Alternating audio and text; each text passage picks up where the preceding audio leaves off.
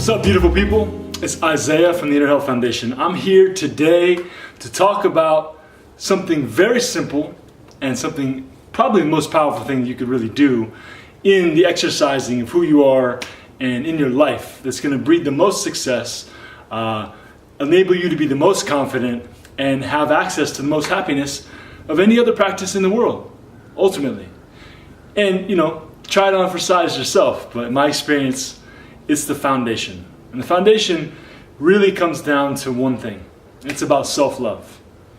And if we're in a state of alignment within ourselves and love within ourselves, love meaning union or acceptance or openness or strength or connection or expression of that internal knowing that you have, right? We are an amalgamation of many things. And within the conditioning that we received and the things we've been through is a core of who we are, an essence. And that essence is love, and it expresses love.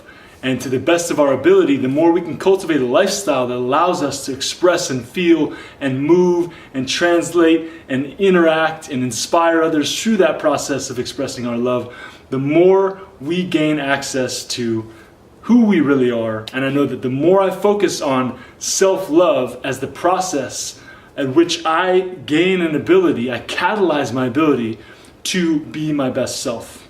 It's through the process of self-love, and that can look like many different things, right? It could be sitting in the sun, out on the river, at a lake, spending time with friends, eating good food, making nourishing meals, having fun, playing, working out, running, serving people, right?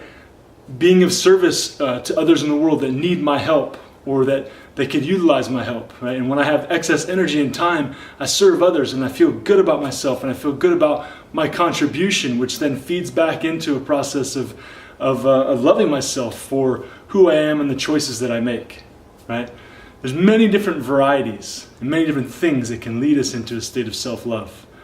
Self-love allows us to be more resilient, more adaptable, more flexible, more open, have more strength, right? Have more connection, a higher purpose in life, to really feel like we are in service and in connection with the world around us.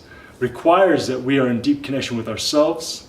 The ability of our ability to love someone else is a direct reflection of our ability to love ourselves.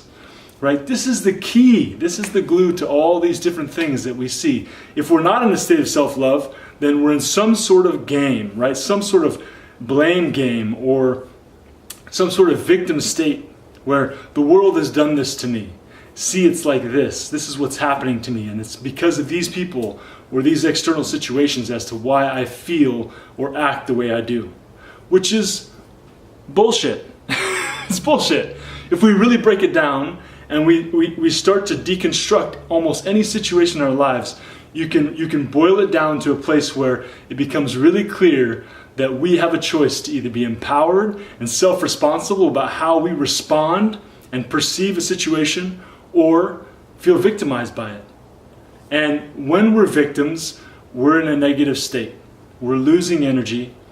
We're in a vacuum that does not allow us to build and gain ground in our lives in the way that we really want to, in the way that really impacts the world positively. So a big part of health and a big part of coming into and practicing and being founded in your process of loving yourself is taking responsibility. People I know who are the most successful, the most powerful people I know, the ones that are really serving and the ones that inspire me, they are, like I said, founded in self-responsibility, and they've moved through whatever situations in life they went through, allowed them to get out of the state of mind and the state of being that says to them, I'm not good enough, right? We need to disengage and clear out any inklings that we are not good enough. And I'm working on it too, all the time, because I know it's bullshit.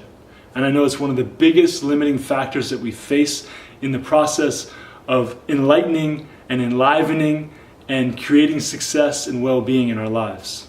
And I know that once we get I'm not good enough out of our tissues and out of our energy system and out of our communication and out of our perception, then we can move into self-responsibility and start to really build the life that we want. We can really start to live based in our desire, based in what we know the alignment of who we are is going to lead us into a place of success, of fulfillment, of happiness. What's better than being happy? What's better than feeling free within yourself, right? We have that opportunity more and more each day, each moment that we choose to be responsible for our own perception and our own interpretation and our own response to things and people in our lives. And I want to encourage you today to take that to heart, bring it into your day, and start to practice not taking things personally and seeing how creative you can be. How effective can you be with your tone, your word choice, your body language, the tone inside your body as you speak, as you interact with someone? And you start to notice, because the more aware you are, the more you start to notice the subtlety of an interaction that could lead into conflict, that can lead into resistance, that can lead into fear or anger, right? And as soon as you start to feel that, that's the point in time when you get to artfully practice your ability to take responsibility and communicate effectively. Take this opportunity, please, and practice artfully being responsible for yourself and loving yourself, because it's the root and key and the foundation for everything you want in your life and everything you want to offer to those around you. Much love. See you next time.